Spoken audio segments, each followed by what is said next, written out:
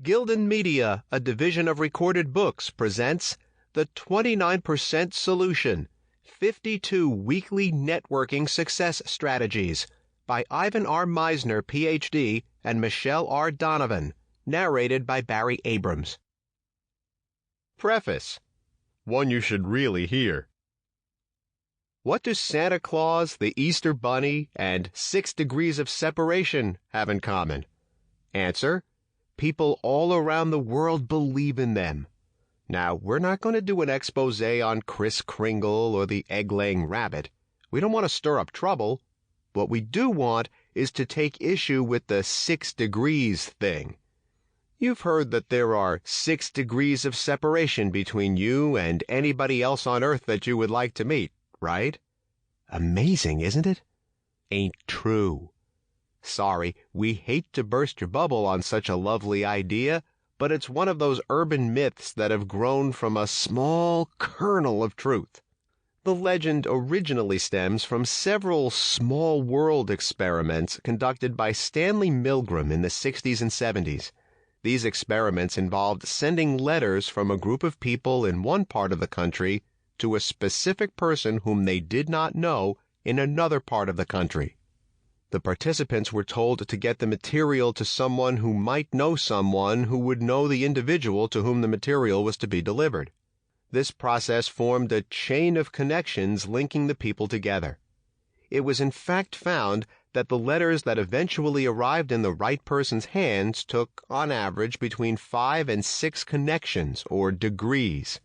This part is true. However, if you look closer, you will discover the problems that exist within the blanket statement that we are all connected by 6 degrees. First off, though the average number of links for people who got the material to the final contact was 5 or 6 connections, the majority of the connections made ranged from 2 to 10. This means that roughly half took more than 6 and roughly half less than 6. Well, you say, that's the average. And we would agree that there's nothing wrong with addressing this concept by the average. But there's one small problem. The overwhelming majority of people in all of the small world studies never got the material to the intended recipient at all. In Milgram's most successful study, 217 chains were started and 64 were completed, a success rate of only 29%. That's right. A success rate of less than 1/3 of the participants. This means that 29% of the people in Milgram's most successful study were separated on average by 6 degrees from the final contact person.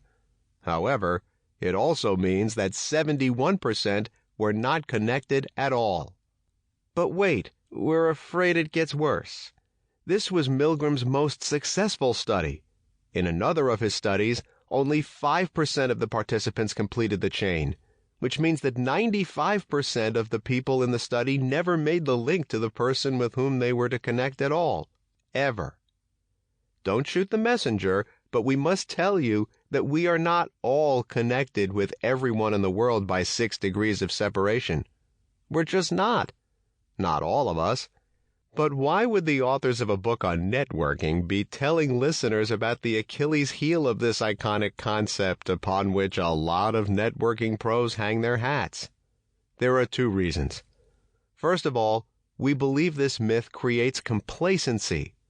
The thought that everyone is absolutely connected to everyone else on the planet by 6 degrees gives some people a false expectation, lulling them into the impression that the connection is bound to happen sooner or later, no matter what they do. Second, and most importantly, the study's findings indicate clearly that some people are better connected than others. We believe that's important because it means that connecting is a skill that can be acquired. With learning, training, and coaching, people can develop their networking skills, increase their connections, and become part of the roughly 29% of people who are in fact separated from the rest of the world by just 6 degrees. Milgram's work was revolutionary, to be sure. It opened up a whole new world of discussion and understanding. It has also, however, been romanticized. The mythical version of his findings does no good for anyone. It gives people a false sense of security and/or an erroneous worldview from a networking standpoint. We do believe that we live in a small world that is becoming smaller and smaller. We also believe it is possible to be connected to anyone in the world by only 6 degrees. We just don't believe that we are all connected by 6 degrees, and Milgram's own findings support that. The good news in all of this is that it is possible to be part of the 29% through education, practice, and training. We can be connected to anyone through the power and potential of networking. In fact, by understanding that, we can set ourselves aside from the competition by knowing that being able to make successful connections is not an entitlement. Instead, it is a skill that only some actually develop. We believe that you would like to be a part of that 29%. Why? Because you want to improve your networking skills. That's why. It's a no-brainer. The smaller the number of phone calls, letters, emails, lunches, and road trips between you and someone's ideal client somewhere in the world, the more value you bring to your networking partners, and the stronger and more prosperous your business networking becomes. That's one reason you need to listen to this book. Here's another.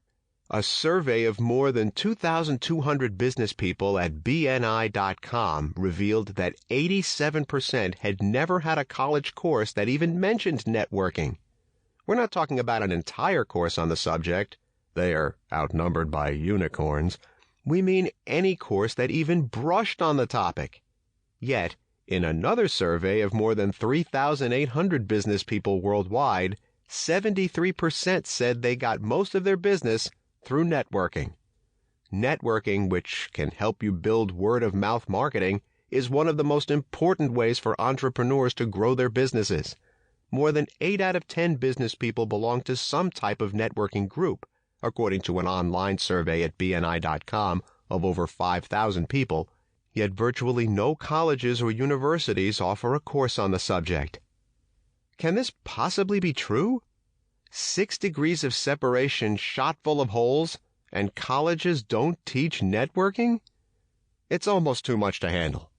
We give people bachelor's degrees in marketing, business, and even entrepreneurship, but we teach them next to nothing about the one subject that virtually every entrepreneur knows to be critical to his business. Why don't business schools teach networking or word-of-mouth marketing? We think it's because most such schools are staffed by full-time professors who've never owned a business in their lives. Almost everything they've learned about running a business comes from books and consulting. Obviously, these professors, who are not practitioners, don't understand the importance of networking for entrepreneurs. Can you imagine a law course taught by someone who's not an attorney, or an accounting course taught by anyone without direct accounting experience? We humbly suggest that if you haven't actually owned a business, you might have a handicap in teaching a course on entrepreneurship. Business schools worldwide need to wake up and start teaching this curriculum. Schools with vision and foresight and the ability to act swiftly, sort of the way business professors claim that businesses should act, will be positioning themselves as leaders in education by understanding and responding to the needs of today's entrepreneurs. Business schools are, however, as bureaucratic as any large institution, so it's unlikely to happen quickly. That's too bad. Why? Word-of-mouth marketing works. Social capital is vital, and networking is the mechanism to develop both. As more universities and colleges open their doors to professors who want to include this strategy in their marketing curriculum, we'll see a major shift in the business education landscape. We'll see emerging entrepreneurs who are equipped with another tactic for success. We'll see networking utilized to its fullest capacity, and we'll see business schools actually teaching a subject that the business practitioner says is important. What a thought! Oh well, it's good to have goals. As of this writing, we know of 2 schools that offer regular, core curriculum, college-level courses on networking and social capital. The first is the University of Michigan. Its class is taught by Wayne Baker, co-owner of Humax Corporation in Ann Arbor. The second is Davis College in Ohio, and their class is taught by a friend of ours, Debbie Peters. Debbie uses the networking curriculum called the Certified Networker Program, www.certifiednetworker.com, developed by the Referral Institute, www.referralinstitute.com. Of the thousands of colleges and universities all around the world, only these two have a core curriculum course on the subject of networking. Is it any wonder that most business people are so hungry to learn how to improve this part of their business? Congratulations go to these leaders in the field for teaching something that every college should be teaching. So with almost no college courses available and few on the horizon, what are your options for getting good networking training? It's continuing education or nothing. There are a few good resources available for training outside of college, and there are a lot of good books. For more on these, we refer you to the final chapter of this book, Week 52 Strategy, Commit to Lifelong Learning, which discusses how you can become your own faculty advisor and design a continuing education curriculum for the art and science of business networking. But first, we want to congratulate you on choosing this book to start with, because the 29% solution is, we believe, a great way to bring yourself up to networking speed in a systematic, practical, observable way. And you don't have to swallow it in one big gulp. It's designed to lead you through a series of exercises, one per week, over a year. This allows you to spend an entire week incorporating each networking activity into your business routine. You don't have to do the exercises in any particular order. You can skip ahead, jump back, go directly to exercises that fit your current week's activities, or fill a gap in your skills set. It's about as user-friendly a book as has been written for a busy professional. And a built-in self-assessment will allow you to pat yourself on the back or rake yourself over the coals in the privacy of your own office. Hold my calls, please. Many of you feel that you are at the top of your game in some areas. If that's the case, feel free to concentrate only on the strategies that you judge to be the most valuable to you. But it's still a good idea to at least listen and think about the weekly strategies where you're already in pretty good shape, and even run through those exercises. It never hurts to check your assumptions, and it's good exercise for the networking muscle. By the way, for the 71% of people who are not connected but still believe in the 6 degrees of separation concept, keep the faith. You'll always have Santa Claus. Introduction. It's not net sit or net eat, it's network. Successful networking is about learning how to work the networking process, not just letting it happen. In many ways, success at networking is the perfect example of the uncommon application of common knowledge. Most people understand that networking is important to their success. They just lack a step-by-step process to get the results they want.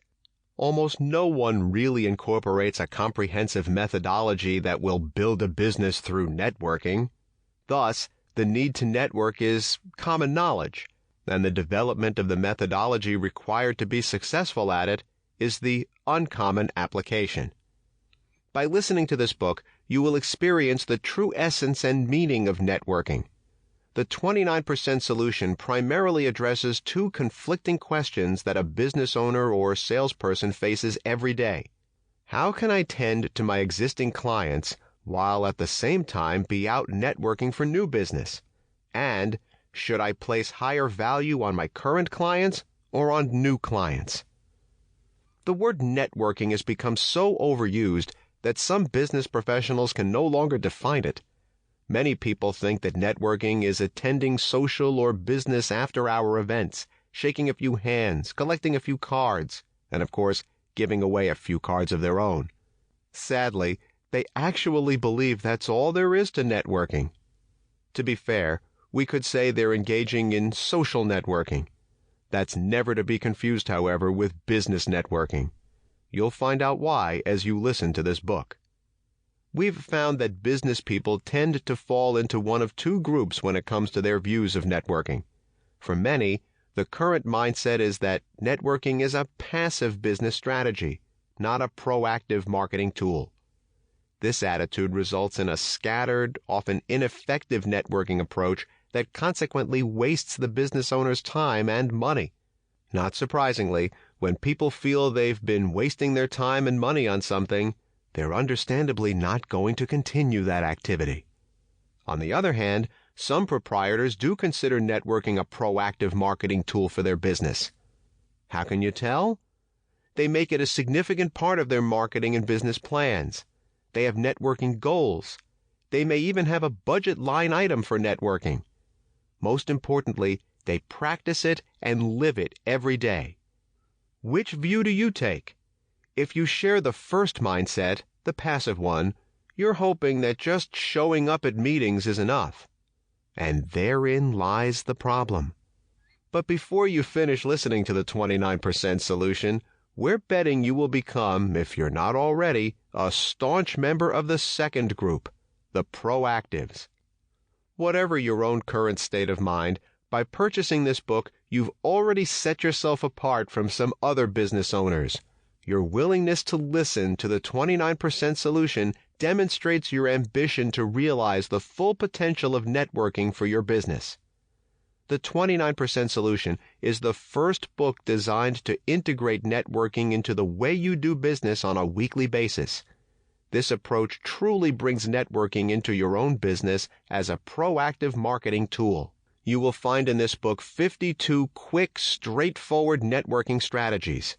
Each strategy offers a specific focus for each week over a 1-year period.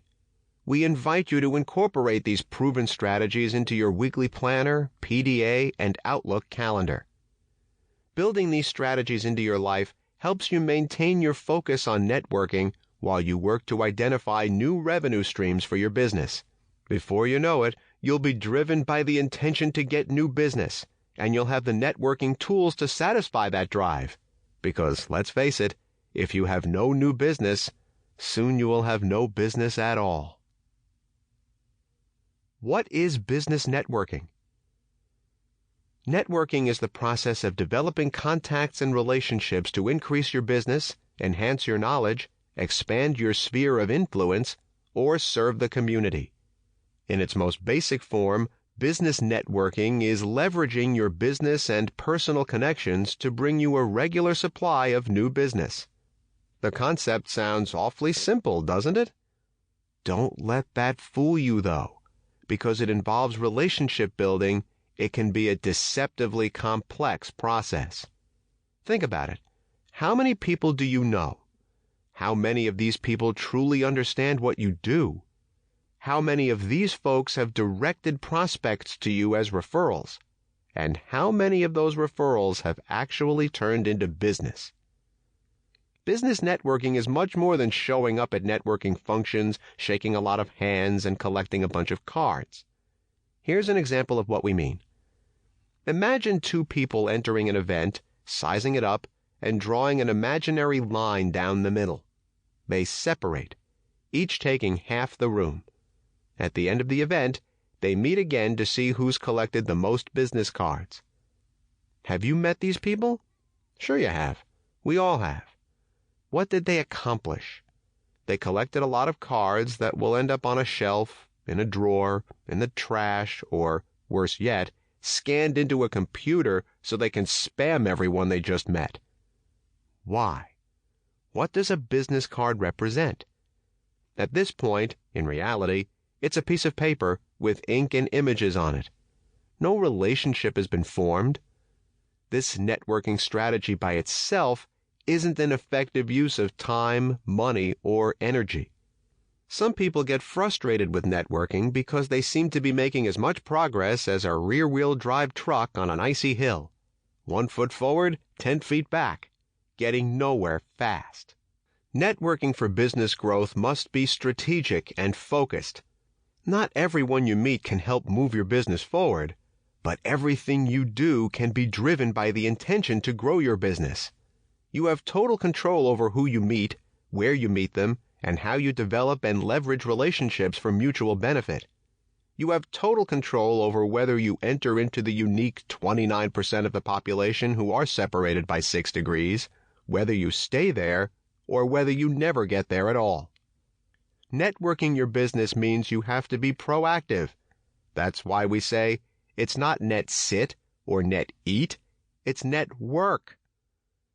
The 52 weekly strategies outlined in this book will help you focus your efforts so that you'll begin to reap the benefits of effective business networking. We recommend that you begin with the first section, Create Your Future. It's designed to be the starting point and direct you toward profitable networking. After this first section, however, you need not proceed in order. If you see a strategy farther ahead that appears to be particularly timely and helpful for your business, jump ahead in the book and do it. The point is to do something specific each week that is focused on networking for business growth. Remember, this is your plan, and you lead the activity. Why be good when great is an option? In his book, Good to Great, Jim Collins shares many examples of how great companies are different from good companies. In many situations, the differences are in the little things that are done exceptionally well. So it is with networking your business. Great networkers in the 29% produce exceptional results. Once you decide to be great, good is no longer an option. Great networkers move their businesses forward, but they don't do it alone. Great networkers have a plan, work to expand their network, go the extra mile, know how to get the most value for their time, communicate their messages effectively, become the experts, capture their best stories, and do what others don't do. People are drawn to them. New clients go to them because they hear about them from so many people. Great networkers don't need to do much selling because many people come to them, ready to buy. Imagine that. People coming to you ready to buy. Are you smiling? You should be. Becoming a great, effective networker is within your reach. Your income is directly related to your ability to network your business for growth. Are you ready to get started? Are you committed to actively growing your business by word of mouth? Have you decided that now is the time for you to advance from good to great? If you're ready, then let's begin by discovering how well you are networking your business right now. What are you doing well, and what are you doing not so well? You have to understand this in order to know where you're going. We know this can be difficult. Looking at yourself in a mirror and asking others to look at you too can feel pretty uncomfortable. Hey, we've been there. Now we're better and wiser for the experience. You will be too. We've made the process a little easier by providing a structured self-assessment tool. In the brief exercise that follows, identify your strengths and weaknesses. Be honest. Be brutally honest. Ask others for their perception of you as well. Every point referenced in the assessment will be addressed in this book. Thus, completing this self-assessment will help you get the most out of the 29% solution. It will help you focus on specific goals and accountabilities, and without a doubt, it will keep you focused on the true meaning of business networking. The 29% solution self-analysis. For each answer, respond on a separate sheet of paper with 1 to 5. 1 equals not at all, 5 equals all the time. 1. I have written long-term networking goals. 2. I block out time in my weekly schedule for regular networking activities. 3. I can profile my preferred client as well as a TV profiler. 4. I have a strong team of referral partners. 5. I live by the giver's gain philosophy. I give business to others before I expect them to give business to me. 6. I have an organized contact management system that I use effectively. 7. I know the top 10 traits of a master networker. 8. I have a very diverse personal network. people from differing professions, ethnicity, age, education, gender, etc. 9. I know who can get me to my target market. 10. I keep in contact with people from organizations I used to belong to. 11. I make sure that my brother, sister, parent, family member can accurately explain what I do for a living. 12. I attend at least 2 networking functions or activities per week. 13. I belong to a web-based networking group. 14. I am someone whom people seek out when they need help. 15. I bring personal value to my relationships. 16. I typically am the one who puts the wheels in motion in a networking relationship. 17. I have a networking accountability partner. 18. I am an active volunteer for something meaningful to my life. 19. I send thank you cards regularly. 20. I consistently follow up on referrals within 24 hours. 21. I have found myself networking in a grocery store or elevator. 22. I capitalize on my hobbies to meet people. 23. I make the focus of my lunchtime meetings how I can help the other person. 24. I am good at making a connection when I meet someone new. 25. I am an active member of a referral networking group. 26. I am an active member of a chamber of commerce. 27. I sponsor at least 1 event per year for a referral partner. 28. I host an event for the people in my network several times a year. 29. I am skilled at asking the right questions of a networking contact. 30. I have created my message to be about the customer benefits of my product or service rather than its features. 31. I can consistently describe my target market without saying anybody. 32. I make sure that people hear the passion in my voice when I talk about my business. 33. I make a good first impression with my business card. 34. I provide information that is valuable to my audience whenever I give a presentation. 35. I send a newsletter to my business's clients. 36. I regularly put out press releases for my business. 37. I have written articles for publication. 38. I make getting client testimonials a part of my sales process. 39. I have provided my referral partners with success stories about my business. 40. I have prepared a written introduction for each time I am presented to a group. 41. I am comfortable sharing my accomplishments. 42. I make a practice of asking for feedback from clients. 43. I start new networking relationships by acting like a host at networking events. 44. I have asked my vendors for referrals. 45. I provide support to my target market beyond my services. 46. I ask for referrals every day. 47. I look for referrals for others daily. 48.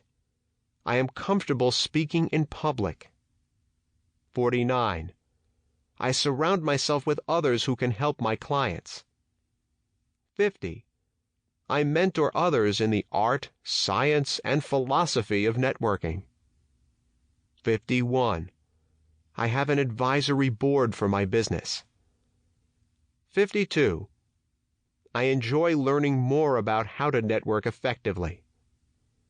Total score? Scoring. 260. Master Networker. You should be writing the next book. There is no doubt that your networking skills are remarkable. Most likely, you already are in the 29% of the population who truly are separated by 6 degrees. Your challenge now is to stay there. This book will focus your efforts and remind you of things that may have been lost along the way. 234 to 259. Outstanding! Way to go! You are in the 90th percentile. Clearly you know how to network. Sample complete. Ready to continue?